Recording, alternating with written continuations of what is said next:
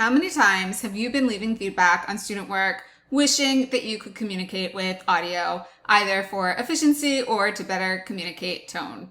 If you haven't used Mote before, this is precisely the tool you've been looking for. If you don't know me already, my name is Stacey Roshan, and today I'm going to focus on using Mote in Google Docs. First things first, you need to go to the Chrome store and install this Chrome extension. After you've done that, you can leave a voice comment on any Google Doc. With a premium license, you're going to have access to transcription in addition, which is one of my favorite things. But all that you're going to need to do is go over here, open up a comment like you normally would, and you'll see this little Mote icon. Simply press it, start recording, and that is it.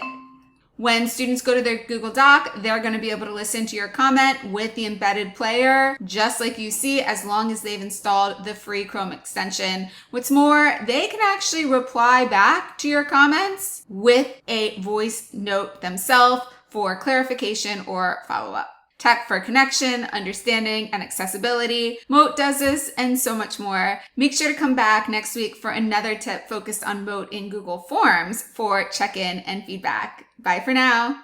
Google Forms can be powerful for so many things. Formative assessment, summative assessment, feedback, reflections, and more. What can make them even more powerful? Integrating voice. I'm talking about the ability for you to add audio to your questions and the ability for students to reply with voice too.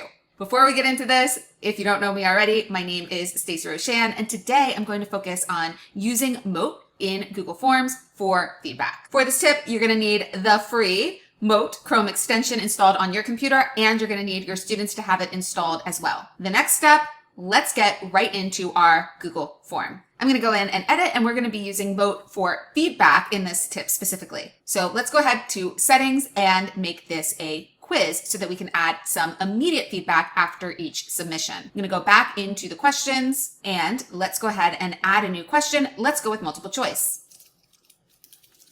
Type in your question and then click over here to the answer key. Select the answer that you want, and we're going to add answer feedback. For incorrect answers, let's go ahead and record. Sorry, try again. I'll show you what that looks like in a moment. For correct answers, excellent, well done.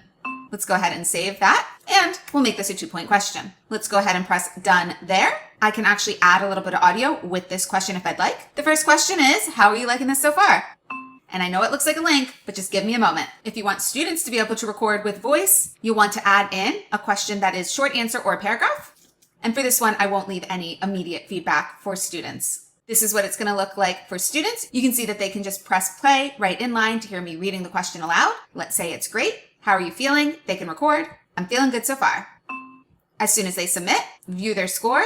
That is where they will be able to listen to your feedback. That will allow you to give detailed and specific feedback to help students correct any misunderstandings and provide an extra dose of encouragement with a fun message for any correct answers that they gave. So now students can listen to your Mote instructions, they can reply to short any answer or paragraph question types with a Mote of their own, and they can learn from that voice feedback that you have left embedded directly on their work. I hope that this tip sparked some ideas for you. Bye for now. Have you had students give peer feedback yet this year? In this tip, I'm going to share how you can have students use Mote in Google Slides to give their peers voice feedback, which can feel more friendly and approachable. Before I get started, if you don't know me already, my name is Stacey Roshan, and for today's tip, let's jump into a scenario. So let's imagine you've had your students already prepare a presentation or other showcase of their work in Google Slides. Instead of having them just hand that in for a grade upon completion, let's allow students to first get some peer feedback and engage in a first revision process. So, step 1, have students share the Google Slides with commenter access to their peer reviewer. Step 2, for the peer review, students are going to go ahead and comment, and they'll see the Mote icon to record voice feedback right here. They can record any feedback they have for the creator of these slides that will allow them to communicate more naturally and with needed tone.